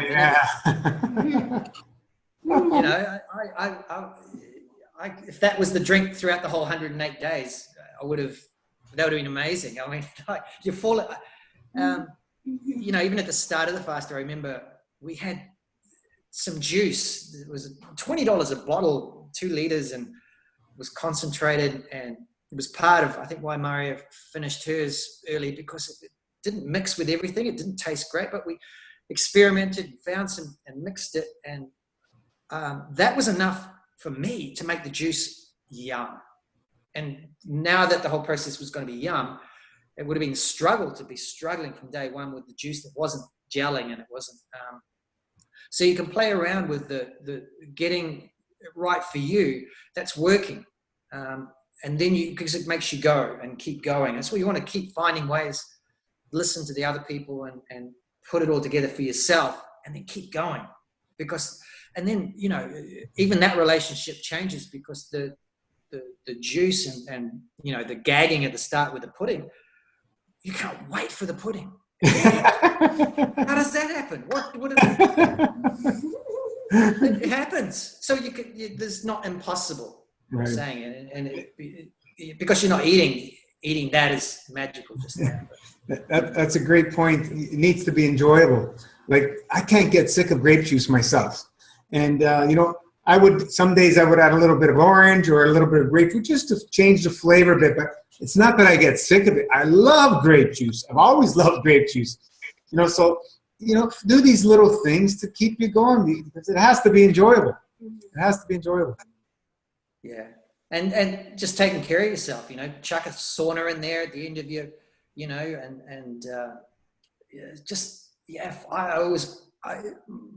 another mantra I had was just, how can I take more care of myself? How can I take more? Because that's something I wasn't doing. It's something we don't do. We're not taught to do that. So when you actively do that, it's like changing everything. You find that, wow, that sauna, if I hadn't have thought that, I wouldn't have had it. And it was amazing. And that kept me going, because to be able to go to work and say, look, actually, I don't care whether you say yes or no, or to a degree, but I'm taking 2 weeks off. So I didn't ask, I told them. and it's something because I needed to take care of myself. And that's wonderful, empowering to be able to do something you've never done because you've got a goal and you want to. Otherwise, I wouldn't have done that, and I would have stopped because I couldn't have done my job. That's another amazing point you just made right there. Most people wait till they're forced to take time off work because their body gives up. Yes. The people at work, and I asked them, how much holiday pay have you got left? Oh, I've got 6 weeks. You've got 6 weeks holiday? Take some time off. Oh, no. They're just stuck in that. That's fine. But I've got no holiday pay left because I've taken it all. And that's just, and it's what I had to do. And that's worked out beautifully for me. But I've had to, it's not being selfish, but when you're taking care of yourself, it puts you in at least a better position that you can take care of everything else in your life. When you're overworked and stressed, I mean, where does that get anybody? Everybody's worked and overstressed. They're running off the road. They're in a hurry. They're grumpy. It's endless. But you can pull back from that and have a bit of space and smile at the cafe lady who's bringing you a coffee, who's got up early to serve you. The lady next to you is going, my coffee's cold. Can it give me another one? Oh, there's no gratefulness because they're not taking care of themselves. I find that. Yeah, it's been wonderful, and it's paid very, very big dividends when you do that. Little things. Has your social life changed before and during the master fast? You were saying that you didn't socialize so much. What about now? I didn't have a social life before the master fast, and I don't have one now. Yeah. No. I've been seeing your friends. You were saying that you weren't able to see people or be around. Yeah, I still really haven't seen them. I'm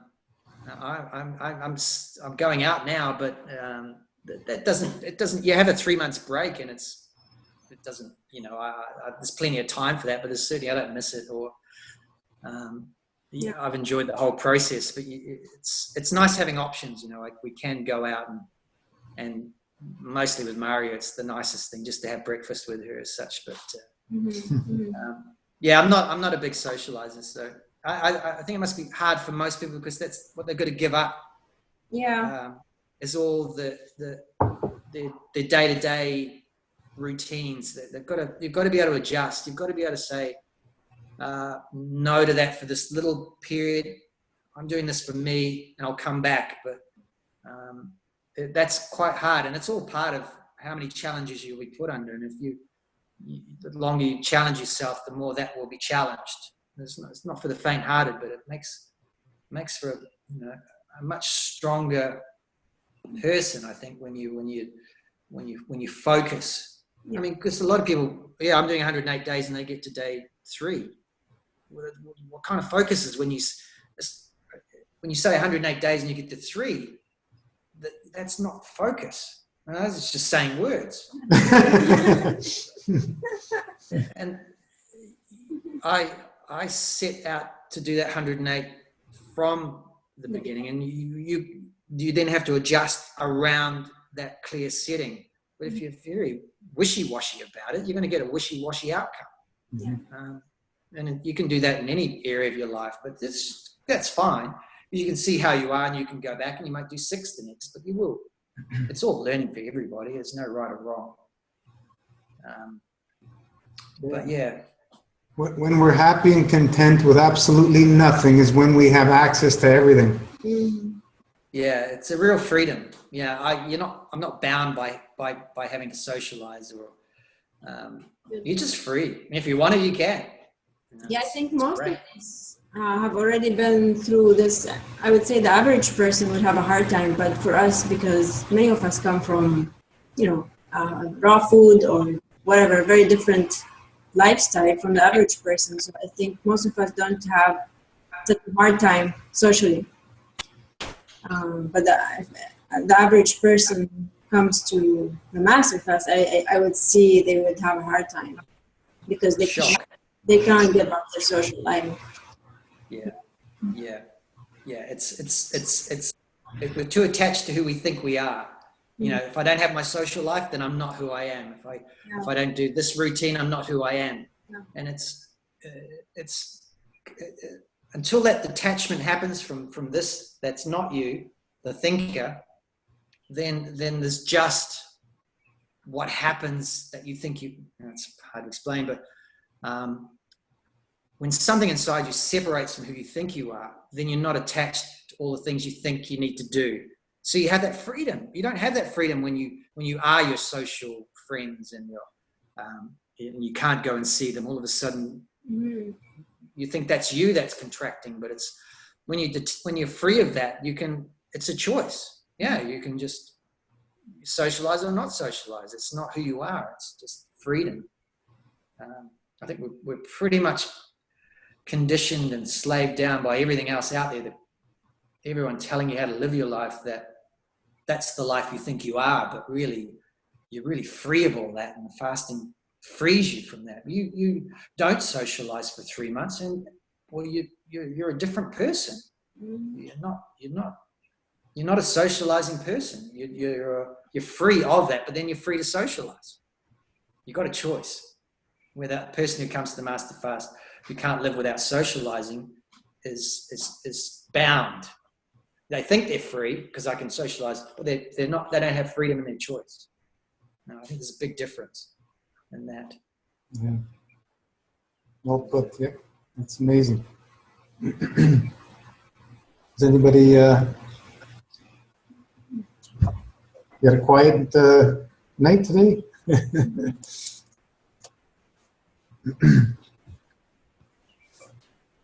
How's Scott doing? When's he going to finish?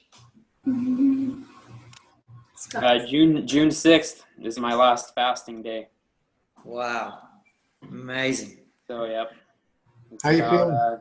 It's about 10 days, I think, 10, 11 days, something like that. How you feeling in general? Well, you know what's funny? My digestive system, still having some issues with slow moving stuff through it. And yesterday I was just really kind of like emotionally offset, like just a lot of anger and I haven't felt that way for a while. It's kind of seems to be the ongoing issue with me. Well, you're moving. Go ahead. You're moving. You're dislodging stuff. Yeah. So then I was like, look, if I go on dry fasting anymore, someone in my family or myself is going to be physically harmed. I mean, not really, but you know what I mean? Yeah. I was kind of feeling a little, amped up and crazy. So I just broke it. And then, just a little bit before we started the Zoom call, a whole bunch of stuff just went out and I'm like, oh, well, there you go. So it's amazing to me how tied to our digestive tract we are emotionally. Like I'm still learning that lesson over and over again. Sometimes I just can't believe it. But other than that, I'm doing pretty good actually. What was funny, the other thing you said, Johnny, is like when you're saying you couldn't stand back up. The other day I have this little meditation like bean bag that I have on my floor that I sit on. And I was like, oh, I'm just going to squat down here and sit. And I really just went, boom. There was no muscles in my legs at all, like to stop me from going down. So luckily I wasn't too far off the floor. No. And so then I thought, I got the great idea that, the next day what I'm going to do is I'm going to go get on the rowing machine and try to get my energy back, which was fine. I mean, I got on the rowing machine. I lasted for about 10 minutes and then I got on the elliptical, but in about 30 minutes, I burned 120 calories. So usually in that time, I can burn like several hundred. But it's just like you say, the energy, the physical strength is just not there right now at the end. So at the end, yeah. I'm just trying to be patient, just trying to make it through. But other than that, things are going pretty good. Yeah, and the great thing, Scott, is when the time comes and you do start eating, the fast hasn't really stopped. Nope. So it's not like that part. It's a magical transition. So it can get better. I mean, the hard part is right now, because you're in the fast and that's the focus. It's a downward focus. As soon as you eat, the fasting continues, but it's an upward fasting. It's magical. So there's you don't need to suffer through it. It's not like you're going to miss out on anything if you don't go too much longer. Go as long as you want, but there's still magic in the breaking and afterwards. So it's good to know that it just doesn't stop. And you don't know what healing, and there's just as much healing goes on when you start eating as well. And it's different. So it's really, I found that really surprising, the healing that is the magic. It feels like the magic really starts. This is the work, but the work's paying off for how much magic you're going to get. If I'd gone a bit longer, I think there'd be even more magic, but I finished when I finished. I think you're having unimaginable magic's happening right now for you. And you can't see that because you're still downward fasting focus. So that'll shift and it'll come up. So just really inspiring, and that's really incredible. Yeah, I like calling the two phases of metamorphosis, one doing the fast and one coming out of the fast. It's truly metamorphosis. It's amazing what happens in both times. So we just got to be careful when we break, be a little bit wise. But, it's challenging for a lot of people going back, and that's okay. The experience trumps all the paper on the planet. And as you continue to fast and eat and fast and eat and fast and eat and fast, you'll start getting it. You'll start getting it. It just, whatever it takes. The key is to stick to it and make it part of your life. Yeah. Otherwise, don't bother doing one long fast. Keep doing what you're doing. You got to make it part of your life. We got to change everything. Consistency. Yeah. Consistency, persistency. That's where it's at. Keep that faith. Keep the trust. And just know that your body is the only thing that's going to be able to heal itself. Nothing outside. So simple. So true. So simple. All right. We're coming to about 2 hours. If you have any more thoughts, Johnny? Yeah, it flies by. Time's nothing. I was really nervous. I thought I could talk for 5 minutes. No, yeah, but Sorry. I felt the same as you. I have to do some teaching at 3 hours. What am I going to do in 3 hours? And it just flies by sometimes. But, I loved hearing Scott and Zoom. Yes, it was really inspiring for me, and I could not listen to him. And I thought, my God, his 2 hours is up, and I can't do 5 minutes. But anyway, I'm gonna be here and see how it goes and just breathe a bit. But it's really very inspiring. Thank you, guys. Great. Thank you so much for sharing and all for your inspiration on the page, and you're part of the admin team, giving your hand when you can. Amazing. We need a large team because we have a lot of people, and there needs to be a 24-hour support system around the world. Because people, we don't know, it could be any time of the day, and I can't be there for everybody and for around the clock. It's, I already put way too much time, but I just love listening to people's stories. That's what keeps me going. Well, I've been there for 103 days, and there hasn't been a day with not only are you both doing what you're doing, when the people out here need something, it's answered. It's the time that it's all connected, but that is phenomenal for me, because without those moments, when I had those hemorrhoids, it's give up time. I failed. This is not working. This is not meant to be happening. I'm meant to be healing, and I got hemorrhoids. And you that day you said your weakest points will come up to be healed. That's all I needed to hear that day, and man, it got me to 103, and I think every day, 103 days, unbelievable. Yeah, if you maintain what you're doing now, you'll never have to worry about those again. They're healed.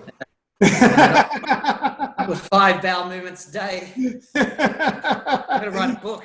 All right. It's amazing, Wow. It happened to me when was it? When I went raw, I think it is, in the first few months. And mine lasted a few months because I was only fasting, short periods every season change, so on and so forth. So, you guys got it good. You guys have it easy. 3 weeks, man. Wow, done. Get it over with. Yeah, well, 3 weeks of hell, but anyway. Yeah, they're not fun, but hey. No, they're not, yeah. We understand now. We really have an understanding that the body knows what it's doing, folks. That's all you need to know. Yeah, you experience that, and when, because I've had them before. But when you're fasting and have them, it's a whole different ballgame, and you can trust to let it go. That was a big difference for me. Yeah. You emotionally let go of something that was not let goable of. It was so horrible. Yeah, that's interesting. It's interesting because you mentioned now that you had them before. See, that's the thing. They were never healed properly. That area was not healed. And that's the beauty. Like, we're hearing stories of people that broke bones or this or that. Old injuries are coming back, and they're feeling pains, and then it's gone in a few days because it didn't. And they're healing it. It couldn't heal when it happened because they were eating. This is how magical fasting is. It's just, beautiful thing. Amazing. It's just listening to people's stories, like, it's a breath of fresh air because any miracle can happen. It's not like I'm surprised anymore. Oh yeah, of course. Why wouldn't it happen?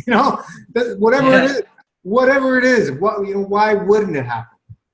Yeah, and that's the beauty of seeing everyone share, because I see that now. I see that when they're having and they're asking, "Oh my God, what's this mean?" Well, you're going jump for joy, and now I'm jumping.